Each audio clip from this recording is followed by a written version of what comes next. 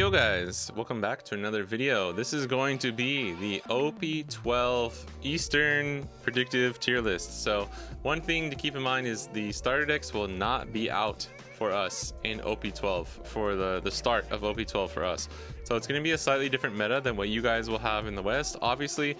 But since we've gotten most of the cards revealed for OP12 and we've already gotten a good look at like kind of the strengths and weaknesses of the leaders, I think I have enough information. I've been playing a lot of green Zoro lately, and I wanted to kind of just take a stab and do a predictive tier list now that we actually have more of the cards. We actually know what everything does and kind of have a little bit of an idea where things are going to land. But yeah, just want to have fun, make a little tier list here. So let's jump in and let's get started. Hey guys, real quick, I wanted to interrupt and just let you know that I have started a METAFY, and I have a EBO2 Bonnie crash course guide on there. It's essentially like a more in-depth written version of the YouTube video I put out recently. So if you're more of a visual learner, please check out the YouTube video. And if you want something that's written, has more of the matchup details and stuff like mulligans and first or second key cards, like strategies and game plans, check this out. A big thank you to everyone who's already gotten it and given like tons of like kind words and shared and reposted. I really appreciate you guys, and I just wanted to take a quick second to give a plug and say consider following me over on here too. But that's it, so back to the video. All right, so let's go through the tiers as always. We have 1, 1.5, 2, 3, and Spice. There might be a best deck in format, and it might just be blue, purple, Luffy, but I want to go out on a limb here and say it's not going to be blue, purple, Luffy, at least just not off rip, not at the start, because I think there are some other things, other factors that are actually going to play into this, and I want to talk about it because I think it's really interesting. So one, we'll just go with the Spice tier, where I think like some leaders that have kind of been coming in and out and did really well at the 3-on-3 is Black, Purple, Luffy, and Purple Katakuri. So I just want to give them a quick shout out and you know, put them in the Spice category because I don't know how well they'll actually do as like going into the OP12 meta. This is without the starter decks, so Luffy's going to be a little bit down. I honestly think with the starter decks, he would potentially be like much higher. Not that this is like tier 4, but like he would have a solid spot in the meta in my opinion. Let's just start with blue, purple, Luffy. I think he's going to be tier 1. I don't think he's the only one who's going to be here though. I don't need to harp on this leader. I think you guys can already see how broken he is and kind of just how ridiculous, how much value he gets out of his leader effect. This leader's not okay. I still think he should probably get banned, but we'll see if OP12 is enough to shake things up. I know we have at least one. I think we have 2 CSs over here in Japan. They're starting this coming weekend on the 24th, I believe. 24th or 25th, this weekend.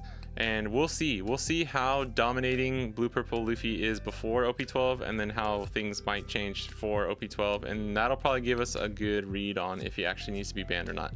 But that's not what this video is for. That's not what we're actually talking about. Nami, I think, is really strong. Like honestly, I almost could put her in like tier 1.5, but I think this is tier 2 for me. She doesn't really get any crazy buffs from OP12. She did get a buff in the 7-cost blue Odin from the new Ace Newgate starter deck, so that's really cool. It's given her kind of a more stable win con against stuff like blue, purple, Luffy, and made it harder for KO removal decks like Lucci or like any, you know, red rocks or anything like that to get rid of him. So yeah, just like solid tier 2. This is a leader that I think definitely wasn't able to shine in OP11 because of stuff like blue, purple, Luffy. So maybe as things change a little bit, she'll jump up and go up a little bit, but still a really strong leader. Green, purple, Luffy. This is I'm putting him in tier 1. This little guy has potential to be best deck in format, and this is a little bit of the like the preset like over hype, over evaluation thing going on for sure. But I'll put it on the screen. The new 1-cost event, the Dead Man's Game. It's another one of the really long Ashura Demon 9 bajillion sword slash style chicken noodle soup card. This card it's Hody Jones in an event that also has plus 3k counter event. So like one, green, purple, Luffy doesn't always, like, you know, can't use Gum Gum Giant early or too often. Just having a 1-cost, like leaving one Dawn up isn't that hard for Luffy. Going Dawn -2 early when you need to save your Dawn is kind of hard. So a lot of people play stuff like Thunder Bagua, but also that's more of a late game, mid to late game card, because if you're at 2 or less life, that's when you actually ramp with it, and you have to leave up 2 Dawn, which is a little bit harder, especially early game. This one event is going to change a lot, and it actually just makes just resting Katakuri and 5-cost Nami. It makes resting Dawn against Bonnie possible.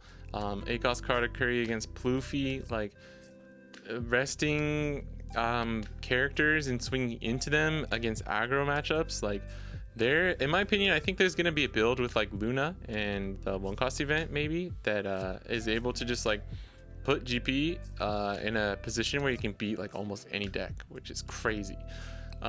When Lucci plays Cobra Blocker and double Rebecca, like at the end of the game, you can play like Usohachi and Dead Man's Game and rest all 3. Like stuff like that is just going to be possible now where it never was possible before. So in my opinion, if you get stage down early and you have like a decent start, you now have the tools to survive early mid game and go for a lethal late game against blue purple that you never had before. Normally 8-cost Katakuri was a very annoying card for GP to play around, and if they ramped and got that down and then started spamming 9-cost moms and Sanjis, that's normally how blue purple's able to deal with GP. But I think that's going to change, but we're not really sure, so let's just wait and see how things go. I think Zoro is still going to be pretty high. I think he's going to be at like 1.5, just because the 1-cost event I think won't affect aggro matchups as much, so that's why I think there might be like a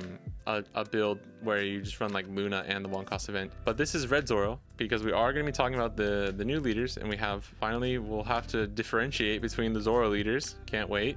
But yeah, I think 1.5 is fair. I think that's pretty good. Lucci, I'm gonna put him in tier 1.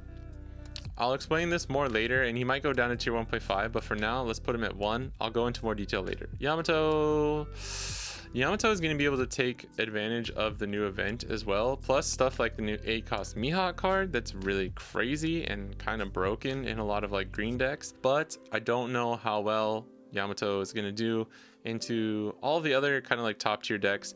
So, but a lot of potential. I'm going to put Yamato at 2 just because Yamato has the ability to abuse Mihawk and the new event card. Same with Smoker. Probably put Smoker above Yamato. You know what? I'm going to put Yamato at 3. We're throwing Yamato a bone here. We'll put him at 3.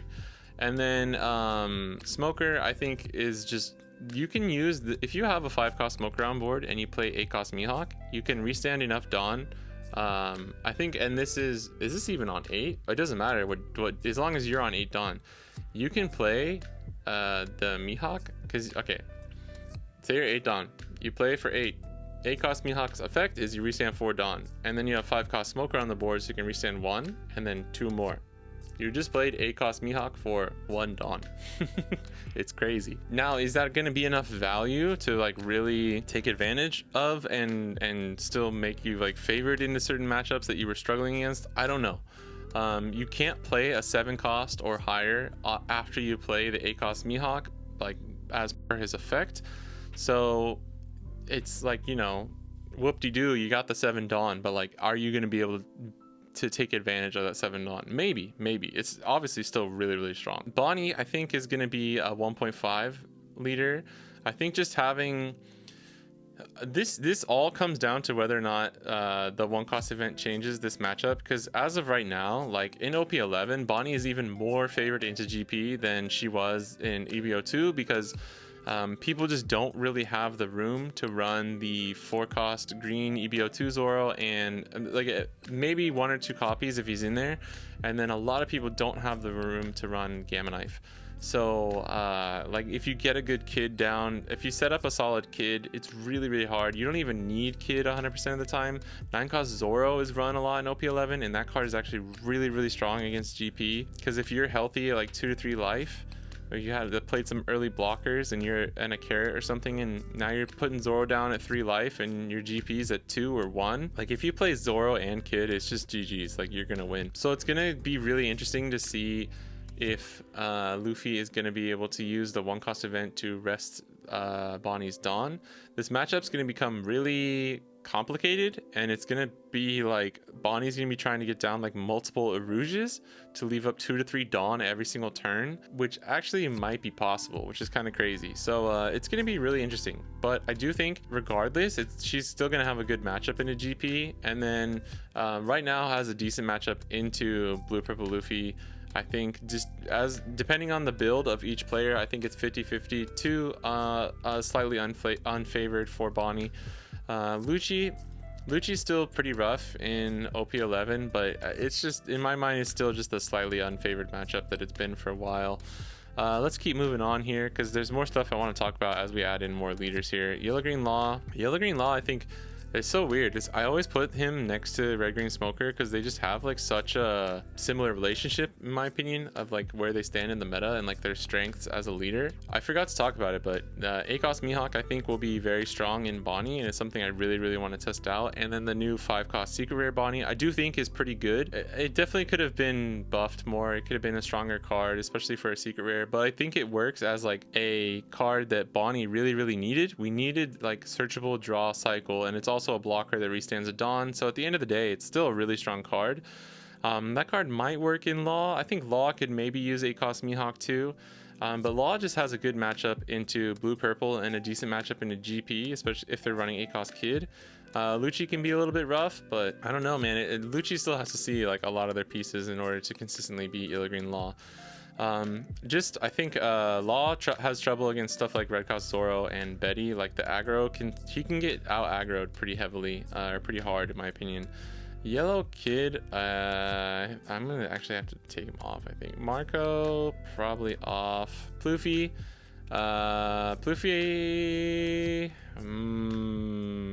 this is really hard. Ploofy is like almost essentially like tier 1 right now. I might have to change this. I might have to change how I'm doing this, but for now, let's put him in tier 1. Or the top of tier 1.5. I think this is fair for now. Ploofy has a really strong matchup into Blue Purple, but I still think it's like kind of like 50-50. And with the new ACOS Katakuri, it's strong against Blue Purple, and it honestly gives Lucci a hard time too. The consensus is that GP beat. The consensus is that GP is able to beat Ploofy, but I think if Ploofy ramps into 8-cost Katakuri successfully and plays like another one, or just starts spamming 9-cost Luffys, it can still be very hard for GP. So I'm gonna keep him here for now. Betty, I think Betty is gonna be tier 1. She's pretty much tier 1 right now, so I'm gonna keep her there. You know what? Hold on. I might have to do this.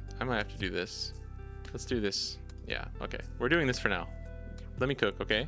Shanks. So this is going to be really interesting. Right now, Shanks is like tier 3. Tier 2 best. Just a rough matchup into Blue Purple. And honestly, does well into a lot of the surrounding stuff. But when in OP11, Blue Purple is just best deck in format. Like, no argument there. It's just hard for him. But here's the thing, if GP becomes more of a staple, I think Shanks is going to be a very good contender. Essentially the 1.5, I think the 1 is going to be like a revolving door between like 4 or 5 leaders, and then 1.5 is going to be the counters for all those leaders that are also just generically strong. What you can see is all these monocolored generically strong leaders, right, that have like their own niche of what they're really powerful with, and have their own unique matchup into certain tier 1 leaders. Blackbeard, keep in mind this is all before the starter decks. So Blackbeard I think will probably, I don't know, this is a really hard one actually. Blackbeard can't tech for Blue, Purple, and GP at the same time.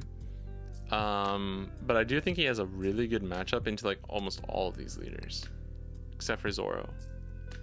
In my opinion, the newer versions of Ploofy, while I used to put this at like a 50-50 matchup, or even slightly favored Ploofy, I think the newer versions, there's something about it where, because Teach is teching essentially for Ploofy and Blue Purple by just going ham on like running 2 jacks and being more of like the mid-high character KO focused build, not running stuff like Liberation, which is why you end up just losing even harder to GP and stuff like Zoro.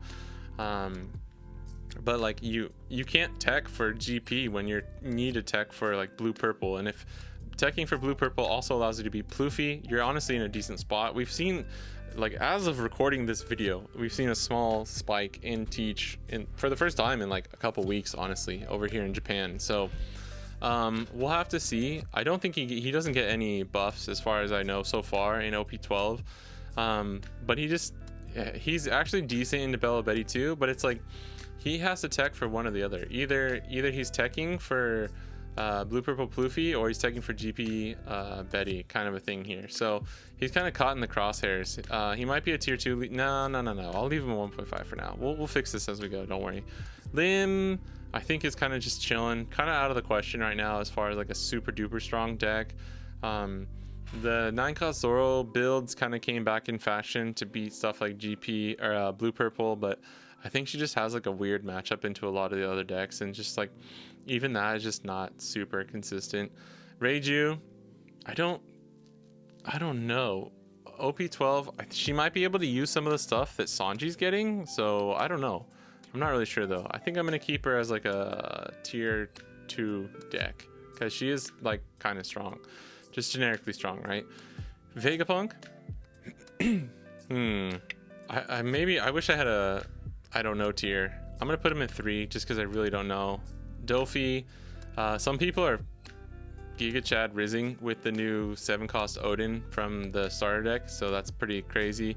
FM, the OG like Dofi player who won one of the CSs before, just recently won a flagship with Dofi again. I think he dodged, he either dodged blue purple or only played one. I think he dodged it though, so that helps. Dofi's just, he's fallen off, man. He's fallen off. Enel doesn't get anything. The new event is only supernova leaders. It's like the Raigo replacement essentially that puts a 9-cost or less into their life. And I don't know. I just don't think I don't think Enel. We'll have to wait and see. Enel is a leader that has to wait, measure the meta, and then tech for it and go in. So there's no point in putting him here now. BY, I think it's just OP13 waiting room. Probably just don't even need to put him in here.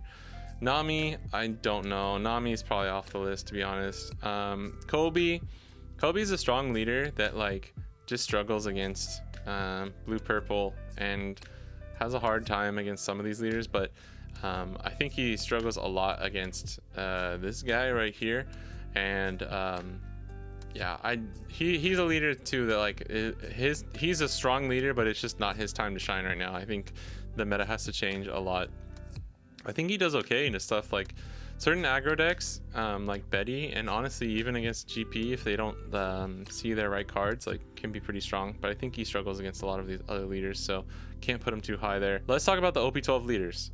Sorry it's taken us this long to get here, but I've been constructing this list the way it is with some of these in mind, and I'm putting Zoro in tier 1.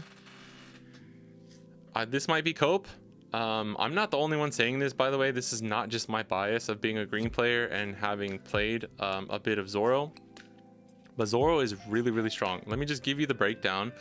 Basically, in my opinion, slightly favored against green purple Luffy, and then has what seems to be like a 50-50 matchup right now, playing against like current OP11 blue purple Luffy lists. If you get down Tashigi on curve, if you take out their Zorojuro or Bon Clay on curve, and then just are able to the thing about, you can swing twice with Zoro into their characters, because all their characters are going to be 8 and 9 cost, and Zoro's effect requires it to be, you can't swing twice into a 7 or less. So as long as they're 8 or 9, you can spend your turn, like you can go for board and life, or you can go for board twice. And sometimes if Zoro has enough of a good setup, like that just becomes too much for blue purple to deal with, and you're just like getting counter out of their hand, and then also swinging into life. And plus, if you just play stuff like 9-cost Zoro, that's obviously still a really, really strong card. And then having the new 1-cost event to just make it so much easier to go for lethal. It's crazy. It's crazy. Things could change. Blue purple needs time to adapt and change their list. So obviously, like, I can't take blue purple off of tier 1. Like, I think that would be crazy if I'm being honest. And then a good matchup in a GP, like them playing Sanji Pudding on curve and us playing Tashigi on curve back, and then just swinging 8 or 9 at Sanji Pudding. Like, you're basically guaranteed to get it if it's Zoro Juro. If not, they have to give you like 2 cards most of the time. If you're able to swing 9k at their Sanji Pudding, they have to give you 2 cards just to save it, and then you're going into life. It's just Zoro's leader ability is so strong for dealing with board and also swinging at life. He's really fun, a cool leader. I do think he has small weaknesses still to removal and aggro if you're not teching for it. Speaking of which, though, like stuff like Red Zoro, I've tested with some friends, and Red Zoro seems a little bit hard, but I'm not running any tech for aggro. I'm not running the Rashomon one cost event or Luna. So I think if you just run, especially if GP is going to be really high in the meta, I think you can run Luna.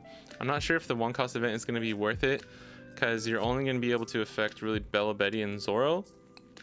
It won't affect Luffy as much unless they just happen to have 2 like rested Zoro Juros on the board. But I think Luna will probably end up being the tech. And then we're still figuring out if we need things like I personally don't think 9 cost Shanks is necessary in the build. You may not even really need any top end. It could just be all mid game and 8 cost Mihawk. But just everything being searchable is so good and so nice for a green leader for once, having like searchable top end and like searchable for top end events. Almost like 90% of your deck is searchable off of Perona and Hiyori, which is crazy. This deck is awesome. I think he's gonna be the first like week or 2 of the meta I see kind of going like this. I'm not gonna lie. Rayleigh I think is really strong. He has potential. I'm not sure where he's gonna land here. I think Rayleigh is super strong, like high power aggro swarm, high power swarm, maybe, if that's a way to say it, that can potentially beat blue purple. I think Rayleigh's gonna have like a 50-50 slightly winning match into blue purple. It's similar to Betty. It's like really similar to Betty, but a little bit more like Zoro. He's in the middle of Betty and Zoro, and so because of that, I could see him having like a 50-50 to slightly favored matchup against blue purple, just depending on their list. I don't know where he stacks up against other stuff. That's why I'm just like, I have no clue where to put him. I think he beats stuff like Teach. Might struggle against Zoro, so that'll be interesting to see. I think he could outrace Lucci. I think he could, it'll depend. It'll probably be like close to 50-50 against Luffy. Zoro will have to be teching, have some aggro techs, or just see, if you don't see Kuina and 5 cost Tashigi on curve, it can be really hard for green Zoro. So we'll see, but I think he's actually decent, and I would put him like right here. That might be cope, I don't know, I might be trolling here, but I actually think he's going to be really strong. Kuzan I think is another strong leader. I think he'll be like at the top of tier 2, and then creep up as like things start to settle and like to see what he's good into. The only problem I see with Kuzan is it's kind of like a Shanks, kind of like a Boa type leader, where it's like very simple and straightforward, like does what it does well, but can't like really adapt just yet to like a lot of different situations. And since the card pool is not that big for Blue Navy, the 6 cost Kuzan and the new 8 cost Garp are really strong cards, but I don't know if it's going to be enough, so I'm just going to put them here for now. Koala, the card myself and pretty much everybody thought was like potentially broken. So here's the thing. Preliminary testing has shown that like Koala just doesn't do that well into a lot of the leaders that we thought she was going to. We all knew that like GP Luffy's basically going to destroy Koala. We thought she beats blue purple, but as of now, from just like pre-release testing, we have most of the cards that Koala's gonna get, if not all of them, and it turns out that she just doesn't have the high enough attack power and like the like survivability to actually beat blue purple, or even at worst case scenario, like beat blue purple consistently. I also think things like GP, I think Bello Betty, I think Green Zoro all beat Koala. So yeah, it's really weird. I think Koala is going to be a great leader into stuff like Lucci, potentially against, I don't know, I haven't tested it yet, maybe against Bonnie, maybe against stuff like Shanks, I'm not quite sure. But I think she's gonna lose to aggro for now, like until we get some more support or something, or unless somebody cracks the code on like a different type of build. I think she struggles against aggro. I think she struggles against blue purple, but she does good against KO and like maybe like boss monster decks. So, but that's bad. That's like not a good spot to be in this meta, which is crazy. So the hope we all had that she would just destroy blue purple, and I hope I'm wrong. I hope she does end up beating blue purple consistently, because then that would give her like a higher spot. But I just, for now, like I'm just gonna put her in tier 2. I don't even, I'm like, I would put Nami above both of these if I'm being completely honest. Rosie, this is kind of like, I don't know where I should place him. He seems strong. I haven't been able to test him in person or play against him. I'm just going off of stuff that I've seen and kind of like theory crafted myself. Definitely a cool leader. Like it's a little gimmicky, but I do think it's actually not bad at all. He has some really good plays with like the new 7-cost purple law that like buffs your whole board. Just some stuff like that I think is really interesting. And then Sanji will round it off here. I'm putting, maybe we just do something like this, huh? I don't know. I think Nami's actually just off rip probably a little bit better than all of these. I don't even know where I would put this. Sanji I think is interesting. This is another one where like I need to see it in action before I can really place him properly. Again, this is speculative. A lot of this is guessing. I have done a lot of testing now, or like a good amount of testing with Zoro, and a lot of people are testing some of these things, so I'm kind of aggregating everything that I've seen and just going off of my own guessing. But yeah, I just he doesn't seem like he has a clear way to beat like most of these top tier decks, so I just because of that, like I don't know. But he's a cool leader. This is a really interesting leader, and I think you're gonna see certain metas where Sanji would be better. Rosie too, honestly, for that matter. But I think I would put this here. Yeah, honestly I think this is what I would do. This is like a middle of the road, like I'm not quite sure where to put them, but they seem pretty decently strong. And then I think this is going to be like the battle for top tier, top deck, and then these decks here below will kind of like cycle around and revolve as these revolve too. But I think the two best decks, just day one off rip, the two best decks are probably going to be GP and blue purple. So really interesting. I'm excited to see how this goes.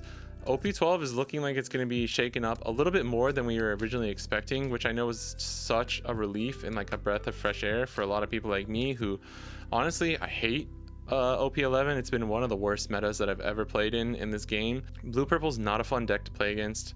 Blue purple, I would put him in the category with like Enel and Blackbeard as just really not fun to play against. He feels a lot like the OG like Whitebeard days with Moby Dick, where just like a very oppressive leader where like if they see the cards they need, there's just nothing you can do. And it's not even like Enel, where it's like Enel, you can normally skill diff your way around the matchup as long as your leader can fight against him.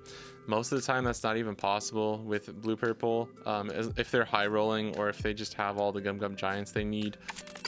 So yeah, really exciting. Let me know what you guys think. Obviously this is going to change a lot. This is just my day one.